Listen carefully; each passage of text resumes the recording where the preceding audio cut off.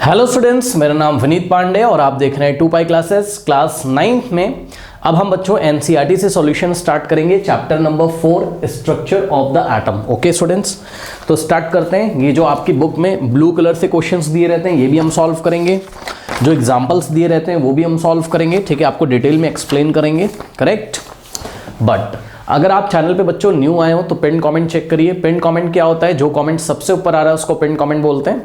वहां read more लिख के आ रहा होगा, उस पर क्लिक करिए, बहुत सारे लिंक्स ओपन होके आएंगे। वहां पे आपको क्लास 9th का फिजिक्स, केमिस्ट्री एंड मैथमेटिक्स का बहुत ही क्वालिटी कंटेंट मिलेगा। ठीक है, देखिए हर एक चैप्टर को डिटेल में पढ़ाया गया है, हर एक चैप्टर का एनसीईआरटी सॉल्यूशन, हर एक चैप्टर का एनसीईआरटी एग्जाम्पलर आपको वहां पे मिलेगा। अगर आपको किसी चैप्टर का लिंक नहीं मिलता है तो आप हमें व्हाट्सअप कर सकते हैं 7503644171 पर। ओके बच्चों, तो पेज नंबर 47 बच्चों ओपन करिए। उन्होंने क्वेश्चन नंबर 1 पूछा आपसे, what are canal rays. Okay, तो देखिए ये एक्सप्लेन करने से पहले यहां पे थोड़ा सा आपको मैं फील देना चाहता हूं, ठीक है ना,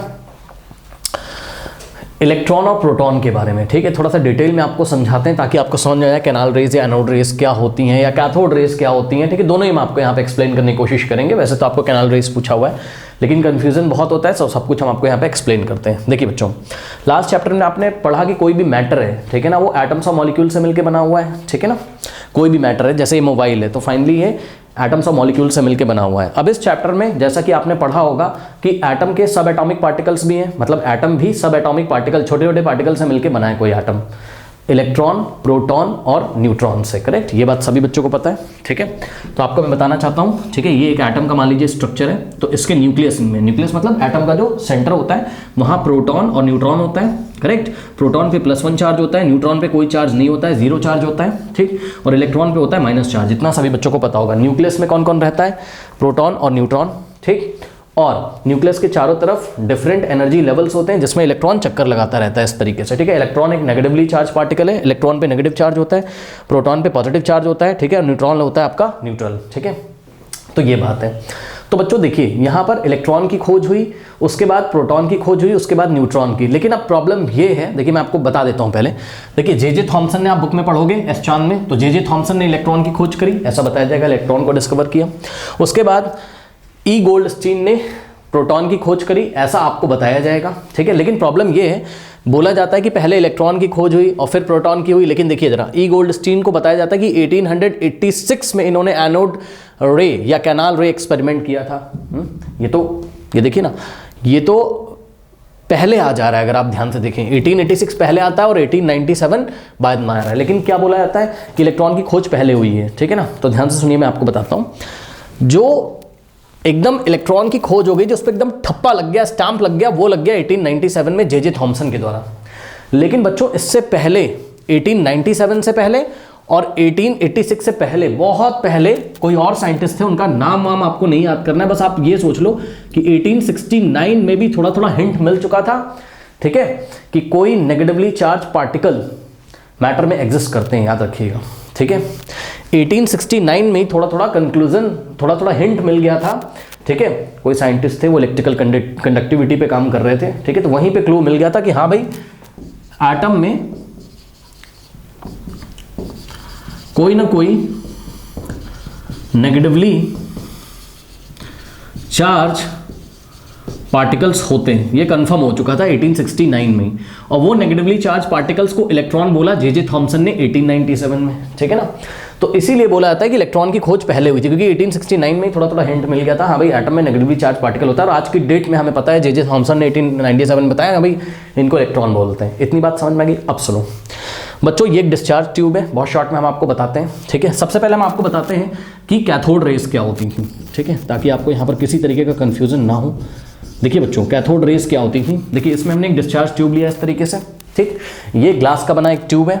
ठीक, और देखिए ये वाला, ये एक मेटल की स्ट्रिप लगी होगी इस तरीके से, और यहाँ पे एक मेटल की स्ट्रिप लगी होगी। ठीक है ना, इस मेटल की स्ट्रिप को बैटरी के नेगेटिव टर्मिनल से जोड़ दिया और इसको बैटरी के पॉजिटिव टर्मिनल से जोड़ दिया। तो जो बैटरी के नेगेटिव टर्मिनल से जुड़ेगा उस पर माइनस लगाएंगे, और जो बैटरी के पॉजिटिव टर्मिनल से जुड़ेगा उस पर हम प्लस लगाएंगे। ठीक है ना, इसको हम क्या बोलेंगे?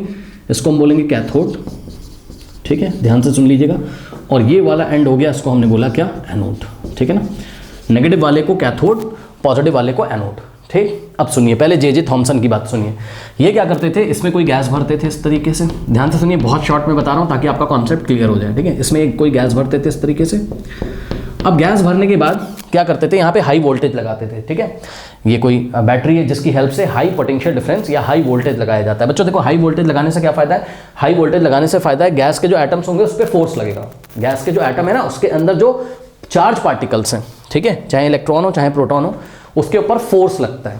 वो कैसे लगता है वो भी हम आपको बता रहे हैं, सुन लीजिए। तो यहाँ पे हाई वोल्टेज लगाओगे आप, हाई वोल्टेज लगाओगे, ठीक। तो जब आप हाई वोल्टेज लगाओगे तो गैस के जो चार्ज पार्टिकल्स हैं उसके ऊपर फोर्स लगेगा एक तरीके का, ठीक है ना, उसको कोई धक्का मारेगा। कोई धक्का मारने का ये मतलब है कि ये जो हाई वोल्टेज आप लगाते हो ये एक तरीके का इलेक्ट्रिक फील्ड बनाता है। आप क्लास 12th में पढ़ोगे, ज़्यादा डिटेल में हम आपको नहीं बता रहे।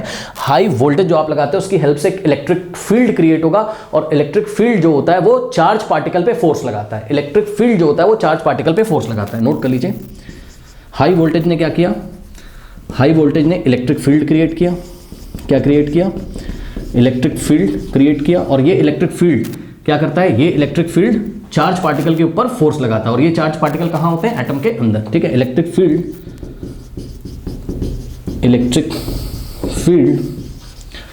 exerts force on the charged particles।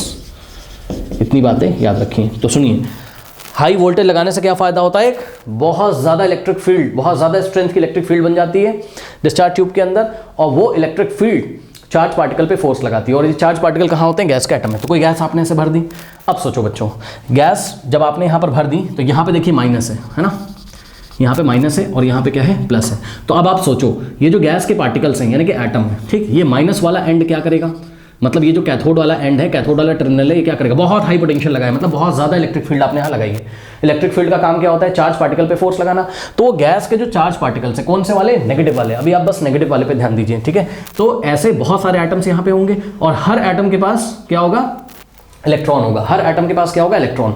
अब देखिए इलेक्ट्रॉन कैसा है, माइनस चार्ज है, आपको पता है इलेक्ट्रॉन के ऊपर माइनस चार्ज है, तो माइनस को माइनस वाला एंड रिपेल करेगा। ऐसे आप सोच लो बस, ठीक है बच्चों। क्या मैंने बोला, माइनस को माइनस वाला एंड रिपेल करेगा, ठीक है। तो ये जो कैथोड पे नेगेटिव है और हाई पोटेंशियल लगाया है आपने या हाई वोल्टेज लगाया है, तो उससे हाई स्ट्रेंथ का इलेक्ट्रिक फील्ड बनाया। इलेक्ट्रिक फील्ड क्या करेगा, ये नेगेटिव पार्ट, जैसे मान लो देखो यहाँ पे बहुत सारे एटम है, अब हर एटम के पास इलेक्ट्रॉन है, ये देखिए इस तरीके से, ठीक। तो इलेक्ट्रॉन पे बच्चों नेगेटिव चार्ज है। कैसा चार्ज है, नेगेटिव चार्ज। अब आप मुझे ये बताओ देख के, ये नेगेटिव पार्टिकल्स किधर जाएंगे, उधर ही तो जाएंगे। क्यों, क्योंकि ये वाला नेगेटिव क्या करेगा, इसको ये ऐसे फोर्स लगाएगा, ठीक है। क्यों फोर्स लगाएगा, हाई वोल्टेज लगाने से हाई इलेक्ट्रिक फील्ड यहाँ पर बन गया है, ठीक है। अब सिंपल शब्दों में आप ये देखो कि भाई इलेक्ट्रॉन पे माइनस चार्ज है, ठीक है, तो ये माइनस वाले इधर रिपेल हो जाएंगे, या दूसरे शब्दों भाई इधर माइनस है ना बेटा, तो कैथोड पे माइनस है तो माइनस माइनस को क्या करेगा, रिपेल करेगा। या आप वो सोच सकते हो क्या कि पॉजिटिव माइनस को क्या करेगा, अट्रैक्ट करेगा। तो ये सारे इलेक्ट्रॉन ऐसे जाएंगे। तो सुनो, जे थॉमसन ने यही देखा, इसमें डिफरेंट टाइप की गैसेस भरी। तो वो क्या देखते थे कि ये देखिए, ये एटम से इलेक्ट्रॉन निकल निकल के इधर जा रहे थे, ठीक। अब क्योंकि ये कैथोड से कहां जा रहे हैं, एनोड की तरफ, इसलिए जे थॉमसन ने इसको क्या बोला, कैथोड रेज। क्या बोला इसको, जे थॉमसन ने क्या बोला इसको, कैथोड रेज, ठीक है। और जे थॉमसन ने बोला कि भाई ये कैथोड रेज छोटे छोटे पार्टिकल से मिलकर बनी हुई हैं, और जिन पार्टिकल का नाम इलेक्ट्रॉन बाद में पड़ गया, और ये नेगेटिवली चार्ज पार्टिकल होते हैं। करेक्ट, बस ये हो गया।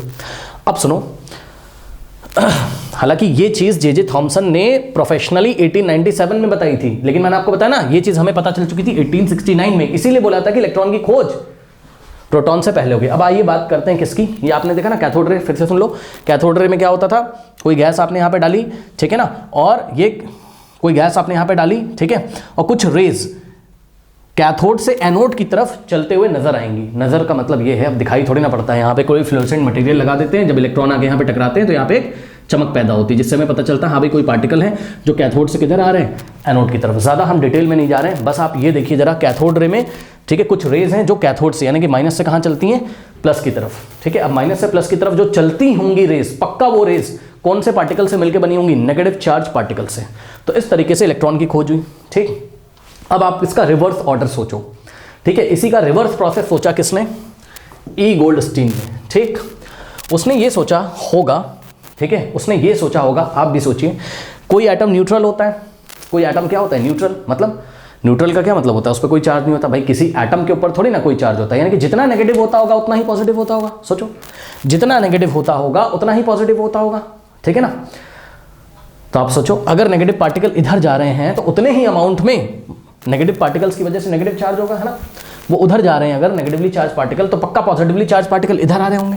तो सोचो, ये पहले इतना नोट कर लो, नोट कर लो, ये कैथोड रेज है। नोट कर लिया, नोट कर लिया, चलो ठीक। अब देखो जरा, एक और ध्यान देने वाली बात है, इसमें हमने कोई गैस डाली, ठीक है बच्चों। अब इलेक्ट्रॉन तो इधर जा रहे होंगे, मना नहीं कर रहे हैं, अब उसको छोड़ो, उसको छोड़ो बच्चों। इलेक्ट्रॉन के जस्ट ऑपोजिटली चार्ज पार्टिकल, जैसे कि व्हाट, जैसे कि प्रोटॉन। अब प्रोटॉन क्या होता है हम आपको बताएंगे, लेकिन आप अभी ये सोचो कि क्या कुछ पॉजिटिव चार्ज पार्टिकल नहीं होंगे जिन पे प्लस साइन होगा, वो इधर जा रहे होंगे। सोचो, जिन पे पॉजिटिव चार्ज होगा वो इधर जा रहे होंगे कि नहीं जा रहे होंगे, ये ऐसे सोचो। क्यों? क्योंकि प्लस को प्लस क्या कर रहा होगा, ऐसे रिपेल कर रहा होगा। मैंने क्या बताया, इलेक्ट्रिक फील्ड क्या लगाती है, फोर्स, किसके ऊपर, चार्ज पार्टिकल के ऊपर। तो जो पॉजिटिव चार्ज बचता होगा किसमें, एटम में। भाई अगर इलेक्ट्रॉन को हम छोड़ दें तो ये पॉजिटिव चार्ज है ना प्रोटॉन के ऊपर, ठीक है ना। तो जो पॉजिटिवली चार्ज पार्टिकल होते होंगे उन पे फोर्स लगता होगा इस डायरेक्शन में। अभी मैं और क्लियर करूंगा, परेशान ना हो। ये ऐसे, तो ये रेज किधर से किधर जाएंगी, एनोड से कैथोड की तरफ। और जो रेज एनोड से कैथोड की तरफ जाएंगी, जो कि चार्ज पॉजिटिवली चार्ज पार्टिकल से मिलकर बनी, इसको हम क्या बोलेंगे, या तो एनोड रेज और या तो इसको हम कैनाल रेज बोल देते हैं, ठीक है बच्चों। तो अब बताइए कैनाल रेज क्या थी।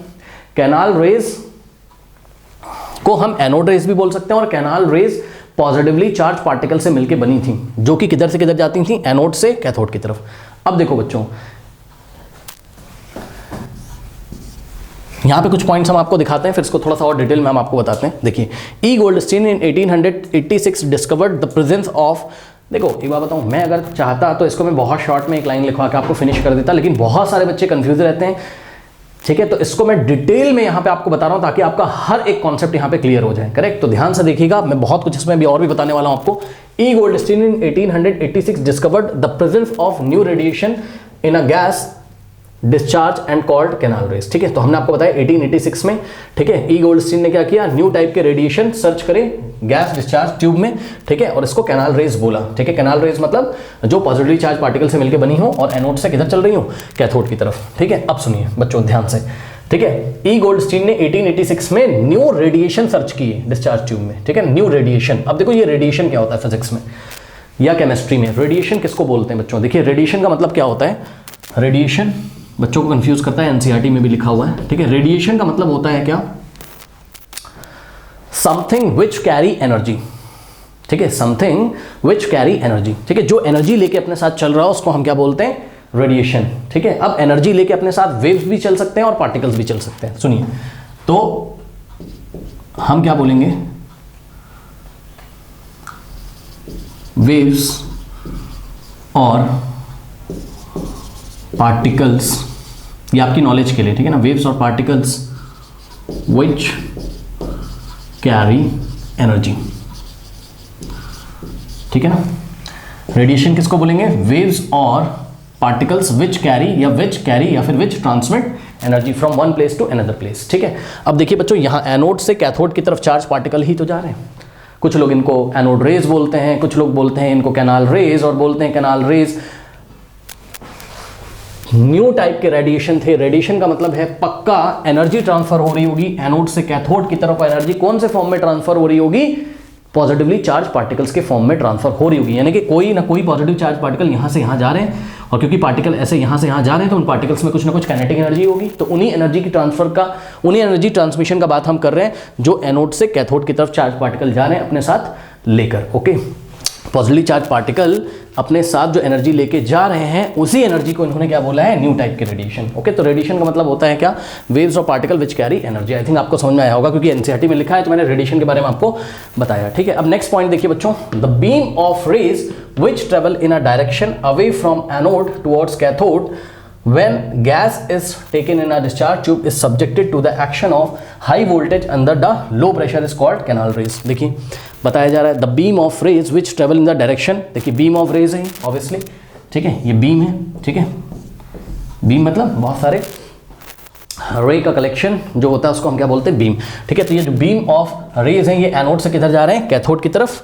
ठीक है, और ऐसा कब होता है, under the action of high voltage and what, low pressure. मैंने आपको बताया हाई वोल्टेज लगाने से इलेक्ट्रिक फील्ड क्रिएट होती है जो कि चार्ज पार्टिकल पे बहुत ज़्यादा फोर्स लगाती है। ठीक है, और देखिए एक और शब्द का यूज़ होता है लो प्रेशर। देखिए बच्चों, लो प्रेशर का भी मतलब हम आपको बता देते हैं। यहाँ पे हम लो प्रेशर क्रिएट करते हैं ट्यूब के अंदर, है ना। यहाँ वैक्यूम पंप लगा के हम लो प्रेशर का मतलब समझ रहे हो ना, यहाँ से सारी गैसेस निकाल देते हैं। कौन सी गैसेस, एयर वेयर के पार्टिकल सब कुछ निकाल देते हैं। क्यों निकाल देते हैं, बात समझो। यहाँ से जब आप ऐसे एयर निकाल दोगे वैक्यूम पंप से, ठीक है, और जिस गैस के ऊपर आप एक्सपेरिमेंट कर रहे हो बस वही गैस डालोगे, बाकी सब कुछ निकाल दो यहाँ से। क्यों निकाल दोगे, देखो अगर एक्स्ट्रा एयर रहेगी ना यहाँ पर, तो एयर के पार्टिकल्स क्या करेंगे, जो अंदर ये पॉजिटिवली चार्ज पार्टिकल हैं या फिर कैथोड रे एक्सपेरिमेंट में जो नेगेटिवली चार्ज पार्टिकल थे उनको चलने नहीं देंगे। सोचो अगर हाई प्रेशर रहा, हाई प्रेशर का मतलब क्या है भाई, आपको कहीं भागना हो, हाँ, और 4-5 लड़के आपको ऐसे पकड़ लें आके, सोचो 4-5 बच्चे आके ऐसे आपको अगर दबोच लें, ऐसे पकड़ लें, आपके ऊपर प्रेशर क्रिएट कर दे, तो भाग पाओगे क्या, नहीं। ठीक है, तो इसीलिए यहाँ पर क्या है, वैक्यूम पंप की हेल्प से पहले वैक्यूम क्रिएट कर दिया जाता है, यानी कि सारी की सारी एयर्स निकाल दी जाती हैं, एक्सटर्नल पार्टिकल्स जो भी होते हैं उसको हम पहले बाहर निकाल देते हैं। क्यों, इसी को हम बोलते हैं लो प्रेशर क्रिएट करना, मतलब बाहर से किसी ने प्रेशर नहीं लगाया है। अगर बाहर से प्रेशर लगा दोगे तो ये एनोड रेज कैसे चल पाएंगी, इनको चलने में प्रॉब्लम होगी, या कैथोड रेज कैसे चल पाएंगी। ठीक है, तो जब भी डिस्चार्ज ट्यूब का आप एक्सपेरिमेंट पढ़ोगे तो वहाँ पे लो प्रेशर जरूर लिखा रहता है। ठीक है, इस बात का आप ध्यान दीजिएगा, करेक्ट। तो इसीलिए लिखा हुआ है हाई वोल्टेज से हाई इलेक्ट्रिक फील्ड ज़्यादा फोर्स लगाएगी चार्ज पार्टिकल पे, जिससे चार्ज पार्टिकल फटाफट चलेंगे, और लो प्रेशर क्रिएट करना है जिससे चार्ज पार्टिकल को चलने में कोई प्रॉब्लम ना हो। ओके, ये हो गया। अब देखिए लास्ट में आपको लिखना है क्या, these raise were positively charge radiation which ultimately led to the discovery of another subatomic particle called proton। अब देखिए बताया जा रहा है कि ये जो रेस थी, कौन सी, कैनाल रेस। ठीक है, ये क्या थी, पॉजिटिवली चार्ज रेडिएशन थी, मतलब ये पॉजिटिवली चार्ज पार्टिकल से मिलकर बनी थी, और फाइनली इन्होंने एक और सब एटॉमिक पार्टिकल के बारे में इंफॉर्मेशन दी जिसको हमने प्रोटॉन बोला। अब बात समझिए, इसी कैनाल रे एक्सपेरिमेंट से बच्चे हमें बाद में पता चला किसके बारे में, प्रोटॉन के बारे में। ठीक है ना, अब सुनिए मेरी बात ध्यान से, कैसे प्रोटॉन के बारे में पता चला ये हम आपको बताते हैं। पहले आप ये ध्यान दो कि जो कैथोड रे एक्सपेरिमेंट था, ठीक, कैथोड रे एक्सपेरिमेंट में क्या होता था, इलेक्ट्रॉन जाते थे किधर, कैथोड से एनोड की तरफ। अब समझो, आप कैथोड रे एक्सपेरिमेंट में बता रहा हूं, जे थॉमसन वाले में। ठीक है, तो जे थॉमसन वाले में आप इसमें गैस कोई भी डालो, हीलियम डालो, हाइड्रोजन डालो, ठीक है, आप इसमें कोई भी गैस डालो, ऑक्सीजन डालो, नाइट्रोजन डालो, कोई भी गैस डालो, ठीक, जे थॉमसन वाले एक्सपेरिमेंट में कैथोड रे में, ठीक, आप इसमें कोई भी गैस डालो, हमेशा आपको जो चार्ज पार्टिकल का नेचर है वो सेम मिलता था, एक जैसा, मतलब एक जैसे पार्टिकल ही कैथोड से किधर जा रहे थे, एनोड की तरफ। कौन से एक्सपेरिमेंट में, जे थॉमसन वाले में। लेकिन कैनाल रे एक्सपेरिमेंट में बच्चों क्या होता था, जो पॉजिटिवली चार्ज पार्टिकल्स होते थे जो कि एनोड से किधर जाते थे, कैथोड की तरफ, ये वाले, इनका नेचर गैस के नेचर पे डिपेंड करता था। आई रिपीट, एनोड रे वाले एक्सपेरिमेंट में, यानी कि कैनाल रेज वाले में, यानी कि ई गोल्डस्टीन वाले में, जो पॉजिटिवली चार्ज पार्टिकल एनोड से कैथोड की तरफ जाते थे, ये पॉजिटिवली चार्ज पार्टिकल, ठीक है, इनका नेचर किस पे डिपेंड करता था, गैस पे। आई रिपीट, एक बार फिर से बता रहा हूं, सुन लो। जे थॉमसन वाले एक्सपेरिमेंट में जो गैस इसमें डाली जाती थी, हाइड्रोजन डालो, हीलियम डालो, नियॉन डालो, नाइट्रोजन डालो, ऑक्सीजन डालो, कोई भी गैस इसमें डालो, आपको इलेक्ट्रॉन ही मिलेगा, किधर, कैथोड से एनोड की तरफ। लेकिन कैनाल रे वाले एक्सपेरिमेंट में आप गैस जब चेंज कर दोगे तो पॉजिटिवली चार्ज पार्टिकल्स का नेचर चेंज हो जाएगा। ये क्या चल रहा है बताते हैं आपको। देखिए बच्चों, अगर हमने इसमें हीलियम डाल दी, कौन सी गैस डाल दी, हीलियम, तो पता है हीलियम आपको क्या देगा, He2+ देगा, ठीक है, He2+ देगा, है ना। हीलियम से अगर 2 इलेक्ट्रॉन निकल जाता है He2+, तो सारे He2+ आयन इधर जाएंगे, ये ऐसे, ठीक। अगर आपने इसमें हाइड्रोजन डाल दी तो आपको H+ आयन मिलेगा जो कि इधर जाएगा। ये देखिए, बात समझो बच्चों, हीलियम आयन का भार अलग होता है, मतलब ये थोड़ा भारी होता है, H+ आयन थोड़ा हल्का होता है, ठीक है ना, यानी कि हीलियम प्लस आयन का मास अलग है, H+ आयन का मास अलग है। तो ध्यान दीजिएगा, गैस के बदलने से पॉजिटिवली चार्ज पार्टिकल का नेचर बदल जाता है। हाइड्रोजन गैस डालोगे तो H+ मिलेगा जो कि थोड़ा सा हल्का है, यानी हल्के पार्टिकल एनोड से कैथोड की तरफ जाएंगे। हीलियम गैस डालोगे तो थोड़े भारी पार्टिकल एनोड से कैथोड की तरफ जाएंगे। लेकिन बच्चों, अगर आपने हीलियम डाला या हाइड्रोजन, निकला तो सबसे इलेक्ट्रॉन ही होगा ना, सोचो, निकला तो सबसे इलेक्ट्रॉन ही होगा, यानी कि कैथोड से एनोड की तरफ इलेक्ट्रॉन ही जाएंगे। तो जे थॉमसन वाले एक्सपेरिमेंट में जब इलेक्ट्रॉन की खोज करी गई थी तो इलेक्ट्रॉन जो कि नेगेटिवली चार्ज पार्टिकल थे, उनका नेचर गैस पे डिपेंड नहीं करता था। लेकिन कैनाल रे वाले एक्सपेरिमेंट में जो गैस आपने डाली, उस गैस के, मतलब गैस जब आप चेंज कर दोगे तो पॉजिटिवली चार्ज पार्टिकल का नेचर भी चेंज हो जाएगा, करेक्ट। इसको हम बोलते the charge to mass ratio. क्या बोलते थे, चार्ज टू मास रेशियो, यानी कि हम सिंपल बोलेंगे क्या, charge to mass ratio J Thomson वाले एक्सपेरिमेंट में कभी भी चेंज नहीं होता था। क्यों? क्योंकि इलेक्ट्रॉन पे चार्ज फिक्स होता है हमेशा और इलेक्ट्रॉन का मास हमेशा फिक्स होता है, तो चार्ज टू मास रेशियो हमेशा फिक्स रहेगा जे थॉमसन वाले, गैस आप चेंज करते जाओ।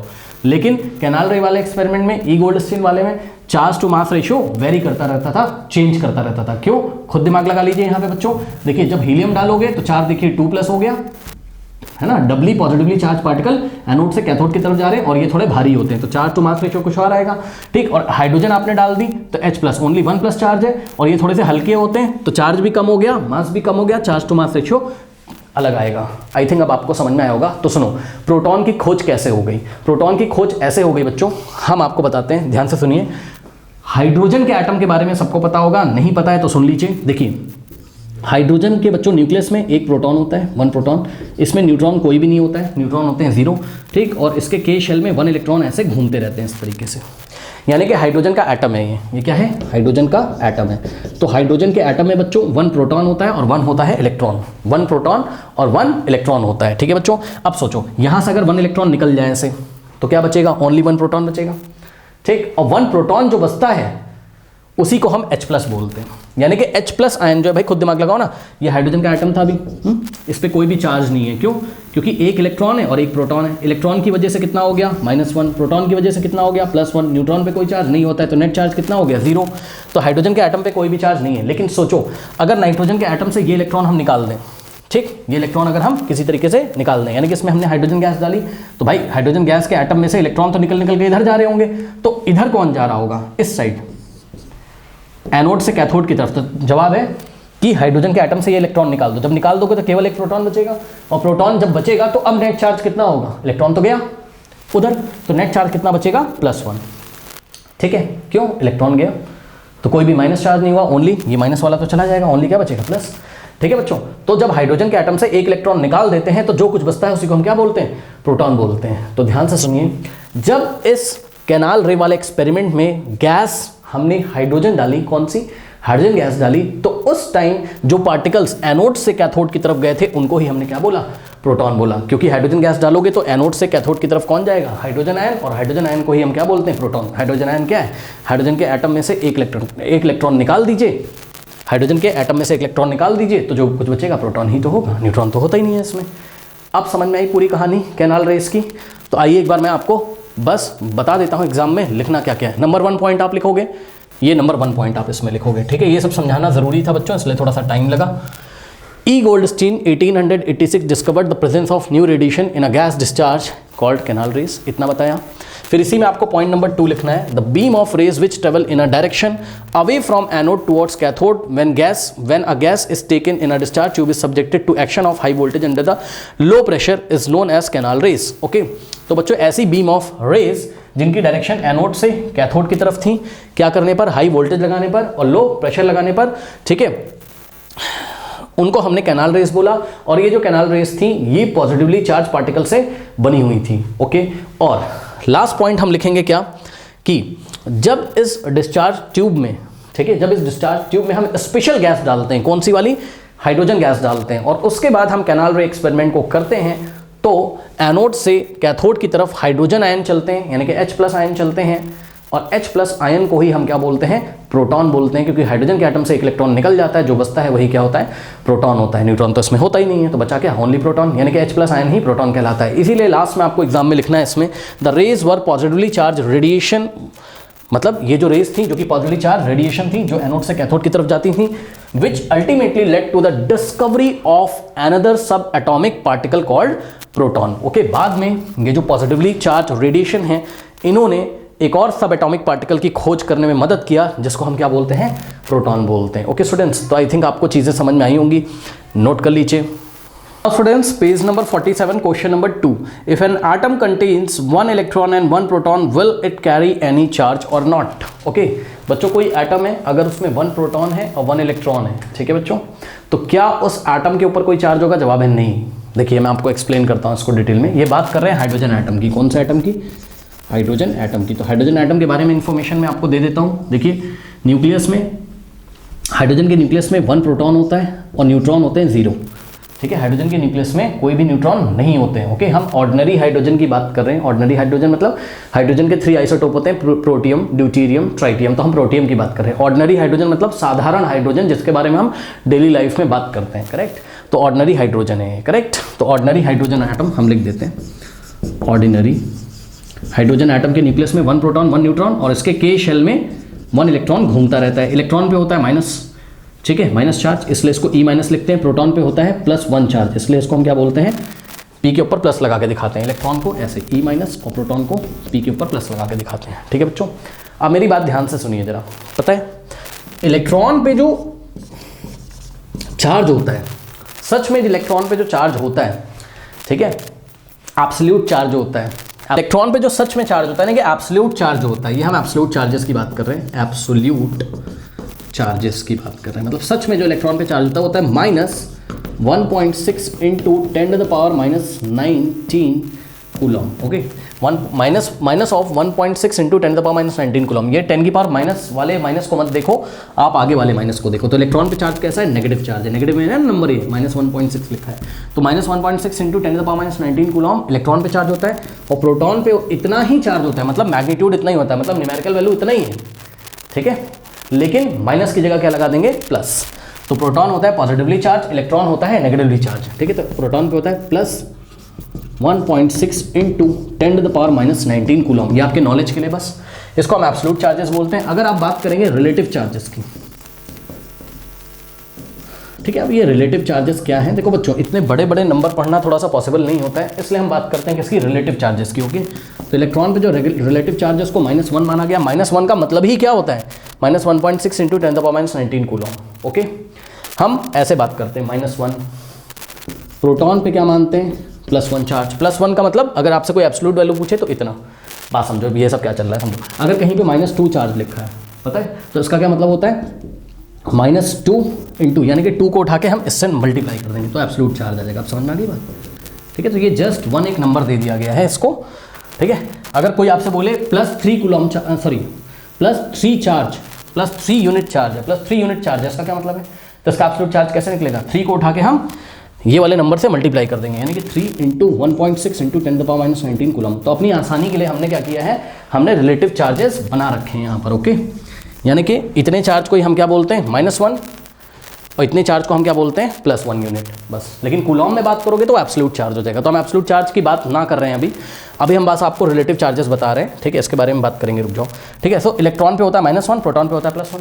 अब बताओ नेट चार्ज कितना हो जाएगा, यहाँ पर निकालो, किसी एटम में नेट चार्ज कितना होगा, कौन से एटम में, जिसमें 1 इलेक्ट्रॉन है और 1 प्रोटॉन है।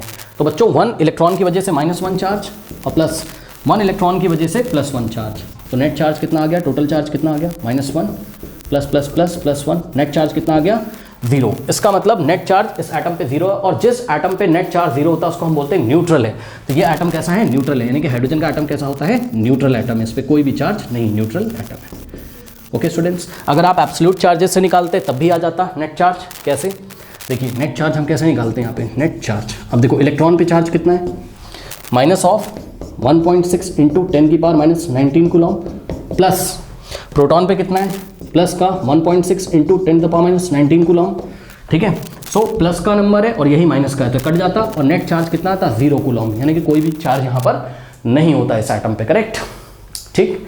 अब एग्जाम में कैसे लिखेंगे, देखिए हम एग्जाम में लिखेंगे an electron is a negatively charge particle. हम बताएंगे इलेक्ट्रॉन कैसा होता है, नेगेटिवली चार्ज पार्टिकल है। फिर हम लिखेंगे whereas a proton is a positively charge particle. Proton कैसा है, पॉजिटिवली चार्ज पार्टिकल है। फिर हम उनको बताएंगे कि the magnitude of their charges is equal, मतलब इलेक्ट्रॉन का चार्ज और प्रोटॉन के चार्ज का जो मैग्नीट्यूड होता है, मैग्नीट्यूड मतलब जो न्यूमेरिकल वैल्यू होती है वो क्या होती है, सेम। मतलब जो आप चेक करो ना, इलेक्ट्रॉन पे भी कितना है, 1.6 इंटू 10⁻⁻19 है, प्रोटॉन पे भी 1.6 इंटू 10⁻⁻19, दोनों का न्यूमेरिकल वैल्यू सेम है। लेकिन न्यूमेरिकल वैल्यू सेम होने का मतलब ही क्या होता है, मैग्नीट्यूड सेम है। तो दोनों का मैग्नीट्यूड ऑफ देयर चार्जेस क्या है, इक्वल है। लेकिन बच्चों इनका साइन अलग अलग है, ठीक, इनका नेचर अलग अलग है। इलेक्ट्रॉन के आगे माइनस लगता है और प्रोटॉन के आगे प्लस लगता है। इलेक्ट्रॉन नेगेटिवली चार्ज पार्टिकल है और प्रोटॉन पॉजिटिवली चार्ज पार्टिकल है। तो ये बात हम अपनी कॉपी में लिखेंगे क्या, देयरफॉर, हाँ यहाँ पे हमने लिखा the magnitude of their charges is equal, ठीक है, बट ऑपोजिट इन साइन। आगे हमें लिखना चाहिए था बट मैग्नीट्यूड इक्वल है बट ऑपोजिट इन साइन, एक पॉजिटिव चार्ज एक नेगेटिव चार्ज एक positive but opposite in sign. Okay, so therefore an atom containing 1 electron and 1 proton will not carry any charge, thus it will be a neutral atom. Okay बच्चों, इसलिए एक ऐसा atom जिसके पास एक electron हो एक proton हो, उसके ऊपर कोई भी चार्ज नहीं होता है और वो कैसा होगा, न्यूट्रल एटम होगा। कैसे होता है वो हमने आपको करके दिखा दिया। ओके स्टूडेंट्स, तो ये आंसर आप लोग नोट कर लीजिए, करेक्ट। बच्चों नेक्स्ट क्वेश्चन का जो सॉल्यूशन है that is I think given on page number 49, okay, on the basis of Thompson model. इसका जो सॉल्यूशन है वो एंड स्क्रीन पे आ रहा होगा, जाते जाते कमेंट सेक्शन में जो पिन कमेंट है उसको चेक करना ना भूलें। मिलते हैं नेक्स्ट वीडियो में, तब तक के लिए पढ़ते रहिए, बढ़ते रहिए, ऑल द बेस्ट।